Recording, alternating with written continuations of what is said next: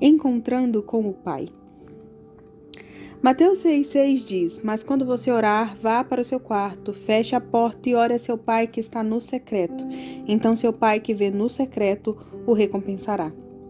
A primeira razão para buscarmos a Deus no secreto é porque o encontramos no secreto. Ele está esperando por nós lá.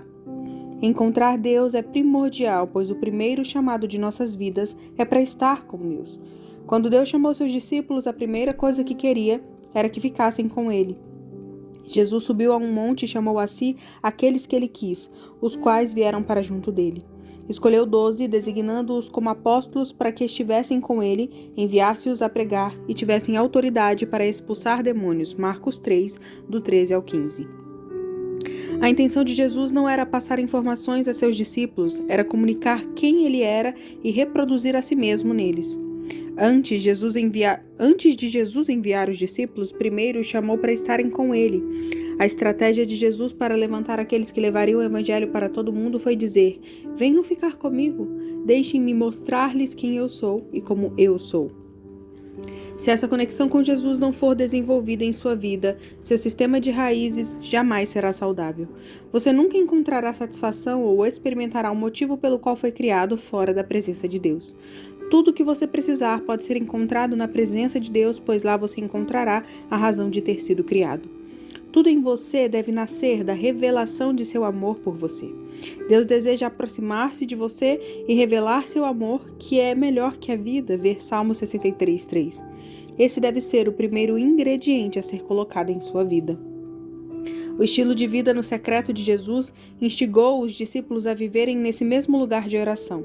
Constantemente, os discípulos acordavam pela manhã e percebiam que Jesus havia saído. Ele havia passado a noite toda orando ou tinha acordado mais cedo para se retirar a um lugar privado e orar. Quando os discípulos encontraram Jesus orando, tendo comunhão com seu Pai, algo se agitou dentro deles e pediram-lhe que lhe ensinasse a orar. Ver Lucas 11:1. A revelação do primeiro amor. Conforme você passa tempo com Deus em seu lugar secreto, as coisas que Ele gosta e o modo como as faz começam a fazer parte de sua vida. Você encontra seu coração e seus pensamentos, o que no tempo certo moldam sua forma de viver e pensar. Ele reorganiza suas prioridades, o desejo de fazer o nome dele conhecido cresce com paixão e foco, enquanto qualquer desejo de fazer seu próprio nome conhecido desaparece. Você aprende a ser motivado unicamente por seu amor. Aqueles que se tornam conhecidos por Deus nos lugares secretos são os que se tornam famosos por fazerem o nome de Deus conhecido na terra. A questão não é se você consegue estar apaixonado em um grande culto de louvor com milhares de outras pessoas que amam a Jesus e com sua banda de louvor favorita tocando. A questão é se o seu coração pulsa de amor por Ele quando você está sozinho. É no íntimo que você encontra o amor dele por você, onde seu amor por ele é acionado e onde o sistema de raízes de amor por Deus nasce. Davi não apenas liderava a partir desse lugar, ele vivia nesse lugar. Quando você deixa de viver nesse lugar secreto, as tentações para ser motivado por outras coisas, além do amor de Jesus, entram sorrateiramente. Encontrar seu amor por você no secreto é o que mantém seu coração queimando pelo primeiro amor e mantém no lugar a prioridade da presença de Deus. Seja intencional e tenha a certeza de que a sua fundação é uma vida vivida no secreto com Jesus. A estratégia do íntimo. Eu valorizo muito viver apaixonadamente por Deus. No entanto, frequentemente percebo cristãos empolgados com a ideia de serem usados por Deus, mas sem qualquer estratégia vinculada a esse entusiasmo. Lembram-me o meu filho quando eu o ensinei a jogar Yahtzee. Se você nunca jogou Yahtzee, é um jogo simples de 5 dados em um copo. A cada rodada de 3 dados, você joga todos ou alguns dos seus dados na tentativa de alcançar uma boa combinação de números. Combinações diferentes levam a pontuações diferentes. Enquanto a sorte tem grande participação no jogo, a estratégia é o que faz a diferença. A combinação chamada Yahtzee é a que vale mais pontos, mas é também a mais difícil de conseguir.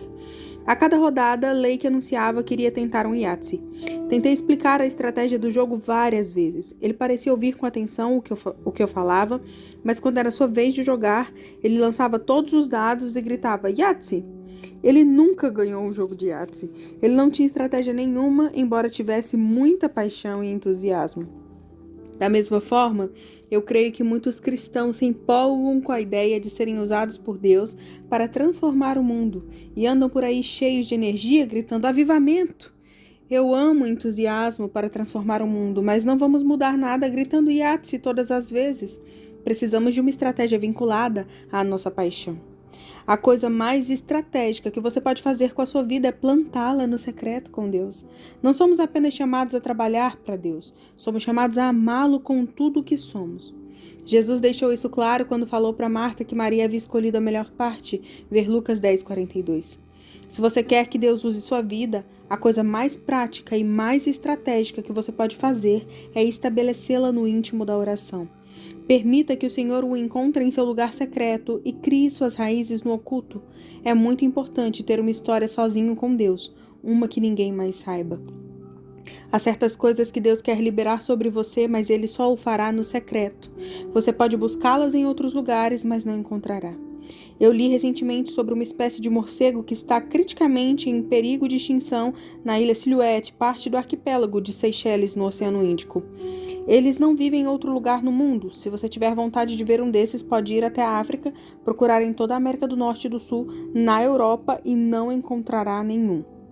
Você não o encontrará nem em outras ilhas de Seychelles. Não importa o quanto procure, você só encontrará esse morcego nas ilhas Silhouette. E o mesmo com algumas coisas de Deus. Eu li recentemente sobre uma espécie de morcego que está criticamente em perigo de extinção na ilha Silhouette, parte do arquipélago de Seychelles, no Oceano Índico. Eles não vivem em outro lugar no mundo. Se você tiver vontade de ver um deles, pode ir até a África, procurar em toda a América do Norte e do Sul, na Europa, e não encontrará um morcego Coleura seychellensis. Você não encontrará nem outras ilhas de Seychelles. Não importa o quanto procure, você só encontrará esse morcego nas ilhas Silhouette. É o mesmo com algumas coisas de Deus. Existe uma unção que é encontrada em apenas um lugar. Você pode ir a quantas conferências quiser, mas não a encontrará lá. Deus reserva algumas coisas para serem encontradas apenas no secreto com Ele. Se quiser recebê-las, deverá retirar-se para esse lugar íntimo de oração. A unção de Jeú. Todas as pessoas que receberam uma estratégia divina da parte de Deus passaram por um momento chave em que Deus os encontrou e mudou completamente a trajetória de suas vidas. Um desses momentos, e também um dos mais dramáticos da história de Israel, foi a unção de Jeú como rei. Os anos que antecederam esse momento estão entre os mais sombrios da história de Israel. O reinado do rei Acabe e da rainha Jezabel havia desencadeado idolatria, imoralidade sexual e violência sem precedentes na nação. O profeta Elias confrontara Acabe e Jezabel por diversas vezes, mas quando chegou o tempo de Elias ser levado aos céus, o casal real ainda estava no poder. Deus havia prometido a Elias que livraria sua família na próxima geração através de Eliseu, seu sucessor, e por Jeú, o homem que Deus havia escolhido para ser rei e restabelecer a justiça na terra. Quando Jeú foi ungido rei, Acabe estava morto e seu filho havia assumido o trono, mas Jezabel ainda reinava na cidade de Jezreel. Eliseu enviou um dos discípulos dos profetas para encontrar Jeú na cidade de Ramote-Gileade, onde estava com outros soldados. Enquanto isso, o profeta Eliseu chamou um dos discípulos dos profetas e lhe disse: "Põe a capa por dentro do cinto, pegue esse frasco de óleo e vá a Ramote-Gileade. Quando lá chegar, procure Jeú, filho de Josafá e neto de Ninsi. Dirija-se a ele e leve-o para uma sala longe dos seus companheiros. Depois pegue o frasco, derrame o óleo sobre a cabeça dele e declare: Assim diz o Senhor, eu o estou ungindo rei sobre Israel. Então abra a porta e fuja sem demora." Então o jovem profeta foi a Ramote-Gileade. Ao chegar, encontrou os comandantes do exército reunidos e disse: "Trago uma mensagem para ti, comandante." "Para qual de nós?" perguntou Jeú. Ele respondeu: "Para ti, comandante." Jeú levantou-se e entrou em uma sala interna. Então o jovem profeta derramou o óleo na cabeça de Jeú e declarou-lhe: "Assim diz o Senhor, o Deus de Israel. Eu estou ungindo o rei de Israel, o povo do Senhor. Você dará fim à família de Acabe, seu senhor, e assim eu vingarei o sangue dos meus servos, os profetas, e o sangue de todos os servos do Senhor derramado por Jezabel. Toda a família de Acabe perecerá.